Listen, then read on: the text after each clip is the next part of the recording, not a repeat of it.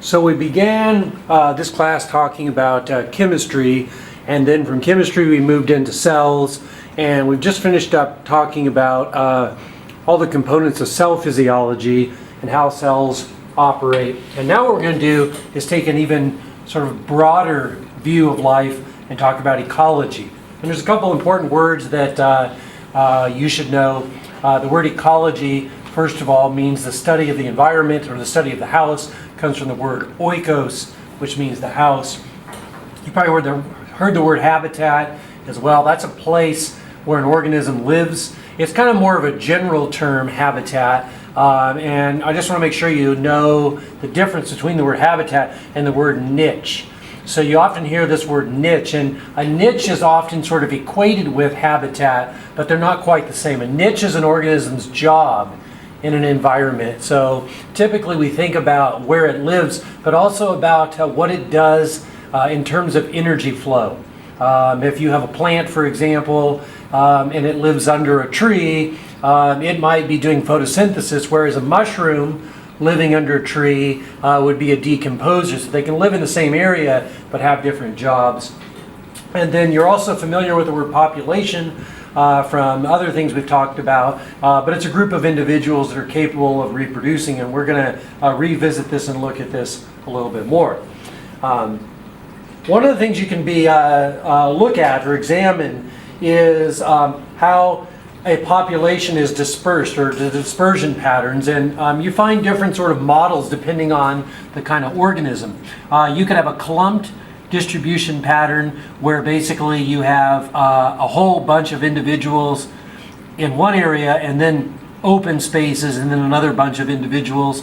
You see wolf packs, for example, will do that. So they travel in a group, but then there's large areas where there's space between them.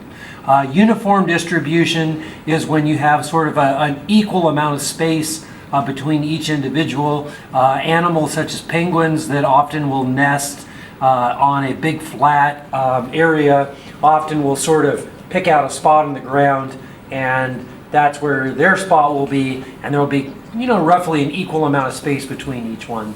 And then other things seem to be more random, where there's really no pattern to it that you can see.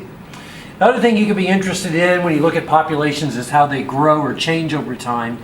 And what happens is most individuals, if you remember back from evolution, most individuals can reproduce at a fairly large or fast rate, and you could get this exponential growth occurring. But what ends up happening normally is there's resistance.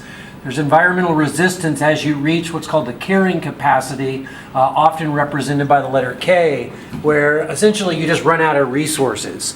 And so in logistic growth, which is what normally happens, you reach a point where you basically can't go beyond that carrying capacity because you run out of food or so forth. And we can usually look at population regulating factors in two ways: those that are density dependent and those that are density independent.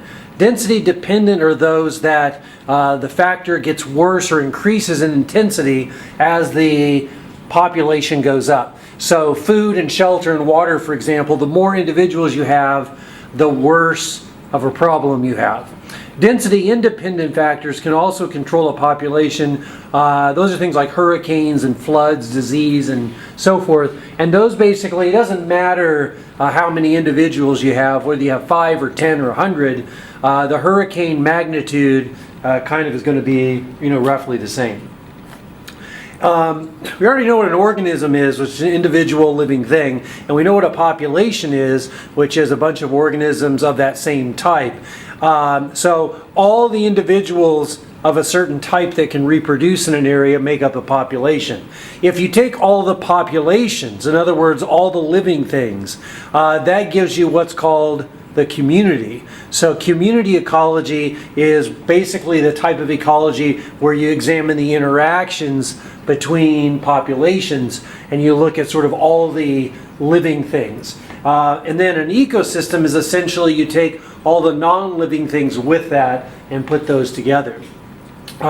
So we're going to talk a little bit about different ecological components in this course, such as biodiversity being one of them. And I want to point out, once again, I believe I've mentioned this already somewhere along the line, but having low biodiversity versus high biodiversity, you can have just as many organisms. So mainly I'm interested in the species diversity up here. So you notice up here you have one kind of plant. You might have a lot of that kind of plant.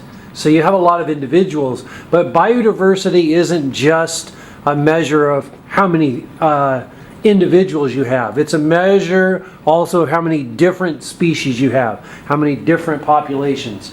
And there's a lot of evidence that high biodiversity is then very important for a variety of reasons, for ecosystem stability and so forth.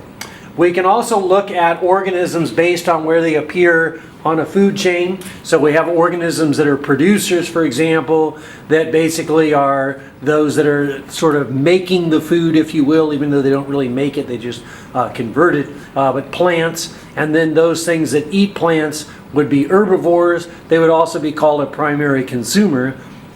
And then you can move up the line, carnivore, secondary consumer, and so on. We could also look at, instead of a food chain, you'll see these things often expressed as a food web. And in a food web, organisms can feed sort of at different levels on the food chain. You can eat a variety of different things.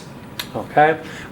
We could also look at how energy flows through an ecosystem based on this idea called the energy pyramid, where essentially there's a whole bunch of energy at the producer level, and then a whole bunch of energy is lost because of the laws of thermodynamics as you move up this food chain. So organisms that are on the top of the food chain, such as humans and rattlesnakes and bobcats, things that eat secondary consumers and so forth, tend to be very rare in number, because as you move up this, as every time you transform energy, you're losing some of it as heat, you expect to have less and less of those individuals.